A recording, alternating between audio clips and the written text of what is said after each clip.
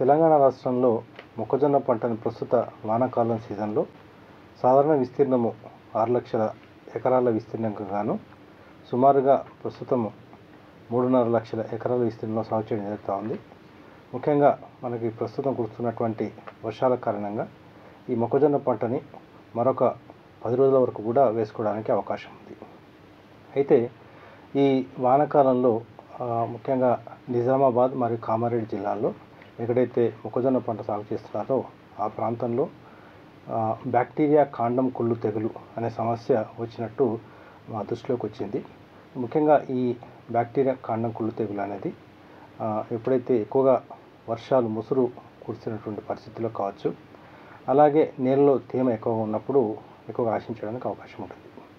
అయితే ఈ కాండం కుళ్ళు తెగుళ్ళు ఆశించిన మొక్కలను ఒకసారి మనం గమనిస్తే, ఎప్పుడైతే ఈ తెగులు ఆశించిందో మనకి ముఖ్యంగా ఏంటంటే మొక్కల కాండం కణుపుల దగ్గర గోధుమ లేదా నల్ల రంగు మచ్చలు ఏర్పడి ఈ కణుపు నుండి కాండం కింది వైపు లాంటి నేల వరకు కూడా అంతా కూడా కణజాలం అంతా కుళ్ళిపోయి తద్వారా మొక్క అంతా కూడా వడిలిపోతుంది. ఒకసారి మనము కణుపు దగ్గర కణజాలాన్ని తీసి చూస్తే కూడా కుళ్ళిపోయినటువంటి కొడిగుడ్ల వాసన కూడా వస్తూ ఉంటుంది. ముఖ్యంగా ఏంటంటే ఈ తెగులు అనేది ఎప్పుడైతే పంట 30 నుంచి 50 రోజుల దశలో ఉంటుందో ఎక్కువగా ఆశించడానికి అవకాశం ఉంటుంది. కాబట్టి ప్రస్తుతం ఎక్కడైతే మొదటి కురిసినటువంటి వర్షాలు ఉన్నాయో ఆ ప్రాంతంలో ఈ తెగులు వచ్చేటువంటి అవకాశం ఉంది. కాబట్టి ముందు జాగ్రత్తగా రైతు సోదరులు కొన్ని చర్యలు చేపడితే ఈ తెగులు బారి నుంచి కూడా పంటను కాపాడుకోవచ్చు. ప్రధానంగా ఎక్కడైతే ఈ తెగులు ఆశించిందో ఈ విధంగా చెప్పినటువంటి లక్షణాలను మొక్కలను ఇమ్మీడియట్గా కూడా గుర్తించి వాటిని పెరికివేసి చేలుకు దూరంగా పారవేయాలి.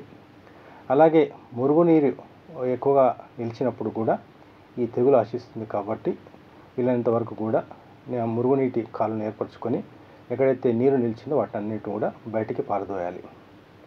అలాగే ఈ తెగులు అనేది ఒక బ్యాక్టీరియా వల్ల ఆశిస్తుంది. కాబట్టి దీని నివారణకి 35% క్లోరిన్ కలిగినటువంటి బ్లీచింగ్ పౌడర్ అనే దాన్ని తెగులు ఆశించిన మొక్కల మొదళ్ళ దగ్గర కూడా ఒక 2 గ్రాములు లీటర్ నీటికి కలుపుకొని మనము మొక్కల మొదలను తడిచేటట్టు పిచికారి చేసుకోవాలి. అలా వీలు కాని పక్షంలో ఎకరాకి 4 కిలోల బ్లీచింగ్ పౌడర్ మనకు మామూలుగా కిరాణా షాపుల్లో కావచ్చు, మిగతా షాపుల్లో కూడా సులభంగా లభ్యమవుతుంది. కాబట్టి 4 కిలోల బ్లీచింగ్ పౌడర్ అనేది కూడా సాళ్ల మధ్యలో మనం చల్పగా ఈ మొక్కజొన్న సాగు చేసేటువంటి సాళ్లలో దీన్ని చల్లుకోవడం వల్ల కూడా ఈ బ్యాక్టీరియా నశించి తద్వారా కూడా ఈ తెగుల్ని మనం సమర్థవంతంగా నివారించుకోవచ్చు.